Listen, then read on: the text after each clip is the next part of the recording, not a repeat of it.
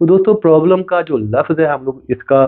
بے دریغ استعمال کرتے ہیں، بہت زیادہ استعمال کرتے ہیں، اور میرے خیال میں جو پرابلم کا لفظ ہے یہی سب سے بڑی پرابلم ہے۔ وہ کچھ اس طرح سے کہ جب آپ لوگ پرابلم کا لفظ استعمال کرتے ہیں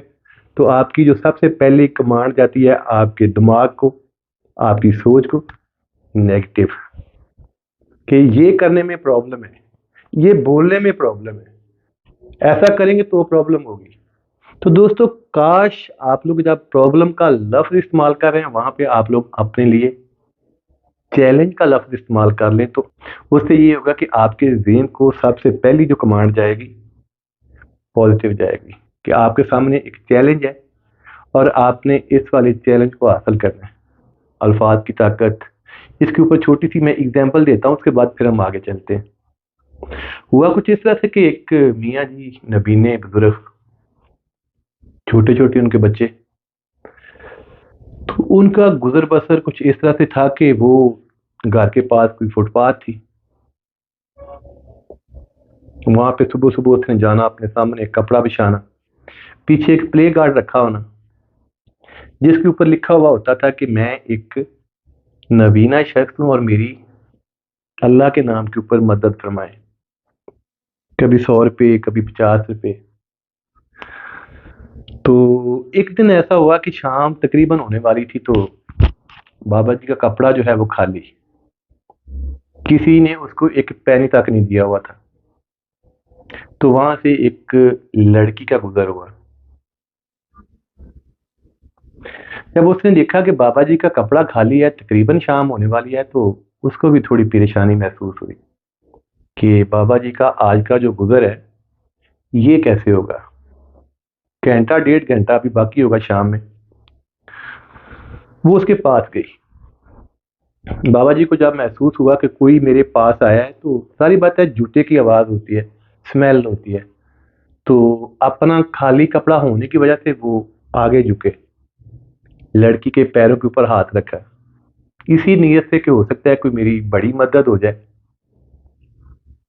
لڑکی نے کیا کیا کہ جو پلے کارڈ تھا بابا جی کا وہ پکڑا، جیب سے پین نکالا، بیک سائڈ کے اوپر لکھا کہ آج بہت ہی پیارا دن ہے، کاش میں اس کو دیکھ سکتا، لکھا رکھ کے چلی گئی۔ ابھی تھوڑا ہی ٹائم گزرا تھا کہ وہی کپڑا جو بھی خالی پڑا ہوا تھا، ٹکا ٹک اس کے اوپر پیسے، جو بھی بندہ وہاں سے گزرتا تھا اس کے اس والے جملے کو پڑھتا تھا، تو جس نے نہیں بھی دینے ہوتے تھے وہ بھی دیتا تھا۔ گھنٹہ 1.5 گھنٹہ ابھی شام میں باقی تھا، شام ہو گئی، لڑکی اپنے آفس سے واپس آئی تو کیا دیکھتی ہے کہ بابا جی کا کپڑا ٹکا ٹک بھرا ہوا پیسوں سے، لڑکی کی وہی اسمیل، جوتوں کی وہی آواز بابا جی نے پھر محسوس کی۔ تو بابا جی نے کہا کہ بیٹا آپ وہی ہیں جو گھنٹہ پہلے میرے پاس آئی تھی؟ تو لڑکی نے کہا جی میاں جی میں ہی ہوں۔ تو بابا جی نے کہا کہ بیٹا آپ نے کون سا ایسا جادو کر دیا ہے کہ صبح سے بیٹھا تھا، ایک پینی نہیں تھا اس کپڑے کے اوپر، اب اتنے زیادہ پیسے؟ تو پھر اس لڑکی نے بتایا کہ میاں جی میں نے صرف آپ کے لیے یہ ایک جملہ لکھا تھا۔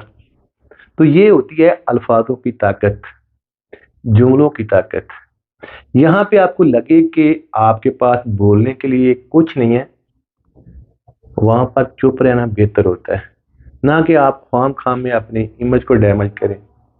اپنی ذات کے لیے پریشانیاں کریٹ کریں۔ آج آپ جو الفاظ بول رہے ہیں،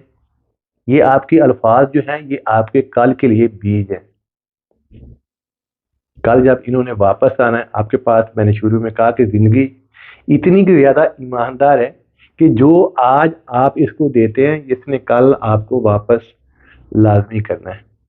تو جب یہی والے الفاظ کل آپ کے پاس واپس آئیں گے تو شاید آپ سے برداشت نہ ہو۔ تو ہم لوگ اکثر کہتے ہیں نا، جب کوئی مصیبت سے ہم لوگ بچ جاتے ہیں، کسی پریشانی سے ہم لوگ بچ جاتے ہیں، کسی حادثے سے ہم لوگ بچ جاتے ہیں، تو کہتے ہیں کوئی نیکی کی تھی ہوئی کام آ گئی، کوئی حادثہ دیتا ہوا کام آ گیا۔ دراصل یہ وہ چیزیں ہوتی ہیں جو ہم نے زندگی کو دی ہوئی ہوتی ہیں اور موقع کی مناسبت سے یہ ہمارے پاس واپس آتی ہیں۔ تو استغفار جو ہوتا ہے یہ اللہ تعالیٰ کے نزدیک بہت ہی زیادہ پسندیدہ عمل ہے۔ اور اس عمل کو ہر انسان کو کرتا رہنا چاہیے۔ وجہ یہ ہوتی ہے کہ جانے میں انجانے میں بعض اوقات کوئی ایسا لفظ منہ سے نکل جاتا ہے، کوئی ایسا عمل ہو جاتا ہے جس نے کل کو ہمارے پاس واپس آنا ہے، اور اگر اللہ تعالیٰ کی ذات ہمارے استغفار والے عمل کو قبول فرما لے تو ہو سکتا ہے اس کی جو آنے والی شدت ہے وہ ہمارے اوپر جب ریٹرن آئے تو کام ہو۔ اللہ حافظ۔